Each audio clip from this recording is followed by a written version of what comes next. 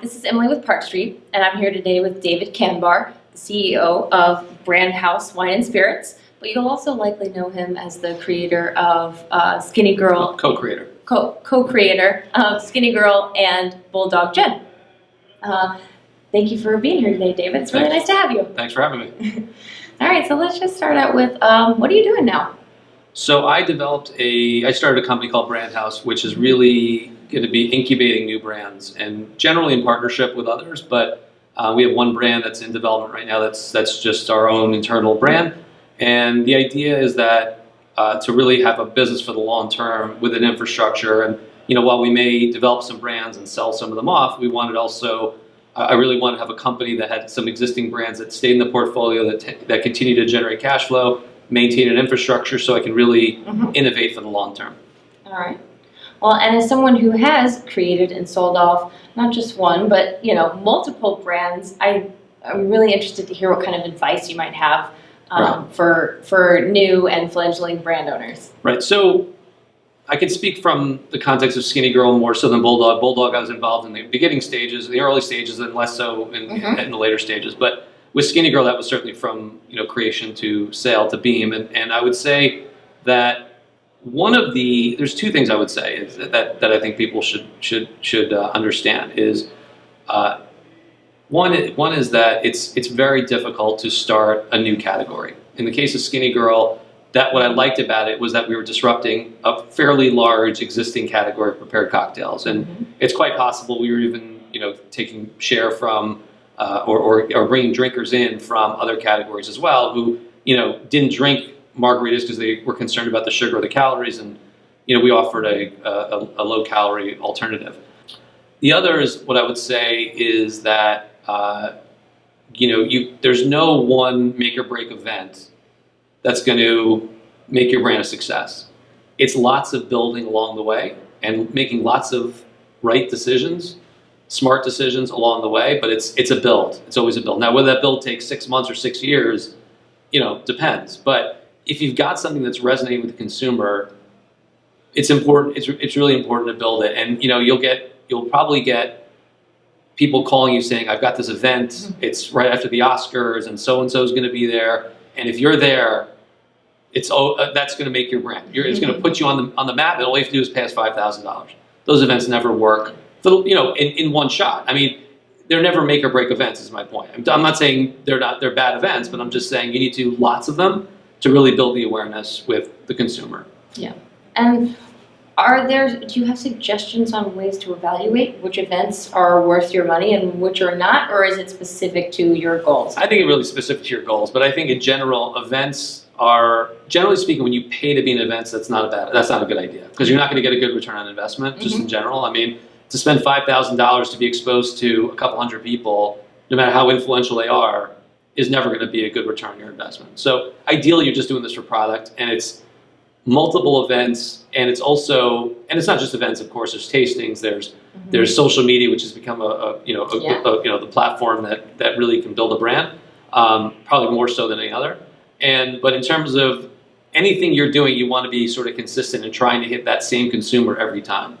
If you're at one event for 20-somethings and another for 40-somethings and another for 30-somethings and another for people who are professionals and others are for students. So it's you're all over the map, but you're never going to sort of resonate with anybody. Figure out who's really your customer and just always try and be in front of that consumer and be very selective about how you spend your money.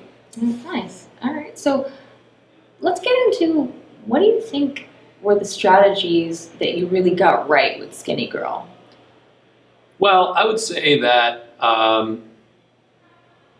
Bethany really had the idea for Skinnygirl, and I think she really, I don't want to speak for her, but certainly what I saw and what she saw, and I think what she saw was that the consumer was ready for a low-calorie margarita. There was no reliable way to drink a margarita and know exactly what the calories were. We actually put the calories on the bottle. Well, I think also it's important to recognize that while it's great to get into the big wholesalers, I think it's also important to understand that it's really a license to hunt. If a big distributor takes you on, and it means they see something in your brand, but they have a lot of priorities.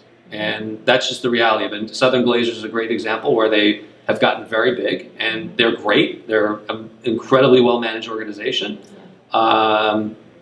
And salespeople are incredible, but they have only so much time in a retailer, and they have priorities of their own, and they can only, talk about so many brands, and they have a lot of them. So it's important to understand that while it's great that let's say a Southern Glazer sees some potential in your brand, I think they would say we're looking for the brand owner to really start to really create that spark and that fire that gets the brand rolling. And once the retailers start asking for it, consumers start pulling off the shelf, you'll get their attention, and then hopefully things will start to develop on the distribution front. But that's what I think is important to know about distribution.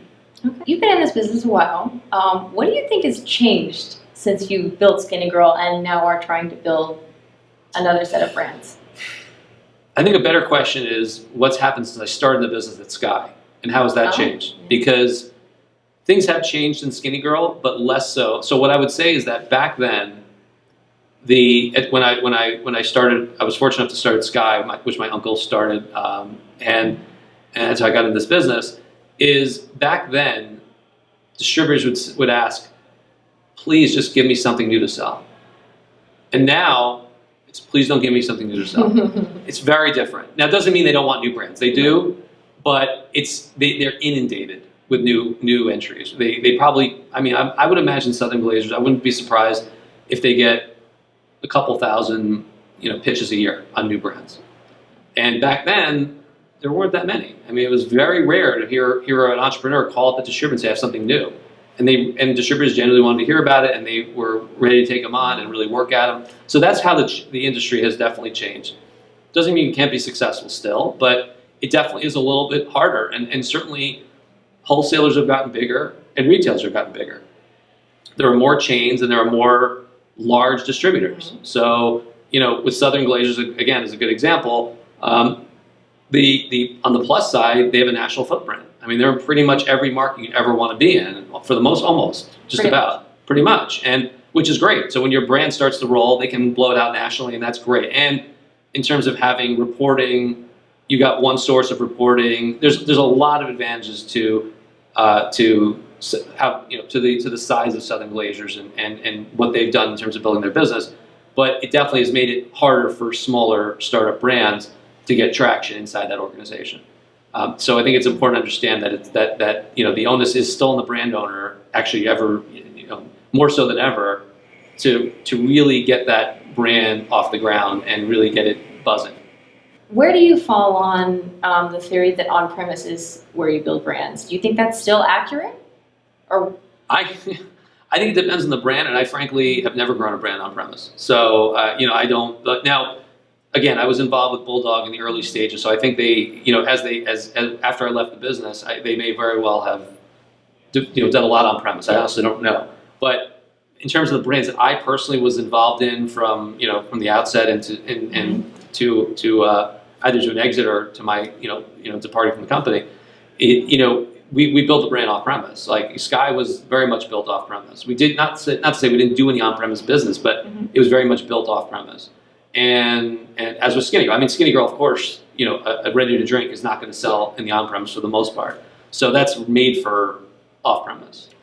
So I never believe that you need to be in the on-premise. And frankly, it's a slower build. It's a more expensive build, and it's a slower build.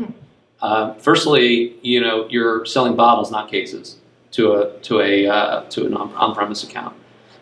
There's a lot of competition. It's very expensive. And because what will happen is they may buy 6 bottles, and you've got to run a promotion for a few $100. So it's very expensive to build in the on-premise. And unless you really have broad distribution in the on-premise, like let's just say for argument's sake, you run the promotion of all promotions in the on-premise, and someone says, I love this XYZ gin. The next time they go to an on-premise account, they're going to order an XYZ martini. Great, but then if they don't have it, that consumer's gone. That consumer's never going to ask for it again because they only want to feel foolish once. And they only want to feel foolish once, but they'll only tolerate being feeling like a fool once. So it's great for, I think, the larger companies that can really get broad distribution on premise. But again, for a startup, when you can only get into 20, 30 accounts, if you're lucky, it's hard. It's hard to build a brand that way, I think. I think it's better off, frankly, in the off-premise. So then what is the pull if you're focusing primarily off-premise? Is it tastings? Is it promos? I think it's tastings. I mean, I think, firstly, what's great about off-premise is you tend to get a lot of regular customers. So if you win a customer over, they're gonna come back to that same store over and over and over again to buy your brand. So if you win the customer over, that's a great thing because you've got a loyal customer. That's like, I don't know where you live, but where I live, I go more or less to the same store every time. The one that I like, that's closest to my house, and happened to give me, and frankly gave me my first display on Skinnygirl uptown. Not my first in the city, but uptown, my first display of Skinnygirl. Like about off-premise, and you're selling bottles and not drinks.